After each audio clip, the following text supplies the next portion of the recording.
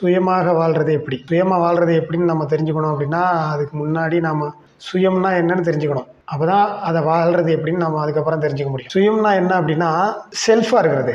Not selfish. செல்ஃபா இருக்கிறது. செல்ஃப்னா இப்போ பாருங்க கொஞ்சம் டீட்டெயிலாகவே சொல்கிறேன். இப்போ எல்லாரையும் பார்த்து பார்த்து நாம் அவங்கள போல இருக்கணும், எல்லாரும் போல் நம்ம வாழணும், எல்லார் மாதிரியும் இருக்கணும், எல்லார்கிட்ட இருக்கிற காசும் நம்மகிட்ட இருக்கணும், எல்லார்கிட்ட இருக்கிற ட்ரெஸ்ஸு, எல்லாருக்கும் கிடைக்கிற சாப்பாடு இதெல்லாம் நமக்கும் இருக்கணும். அவங்களுக்குலாம் இருக்குது, நமக்கும் இருக்கணும். எந்த பொருளை எடுத்தாலும் அவங்கள்ட்ட இருக்குது, நமக்கும் இருக்கணும் அப்படின்னு நினச்சி நம்ம அதை தேடி போகிறதோ அல்லது அதை வாங்குறதோ அதுக்காக வேலை செய்கிறதோ இதெல்லாம் வந்து அடுத்தவங்களை காப்பி பண்ணுறதுல தான் செய்கிறோம். இது சுயத்தில் சேராது. ஏன் இதெல்லாம் காப்பி பண்ணி வாழ்கிறதுன்னு நான் சொல்கிறேன் அப்படின்னா, இது எல்லாமே நம்மளோட வெளிப்புறத்துலேருந்து அப்சர்வ் பண்ணி நாம் அதை எடுத்துக்கணும்னு நினைக்கிறோம். எதுவுமே நமக்கு உள்ளேருந்து வரல.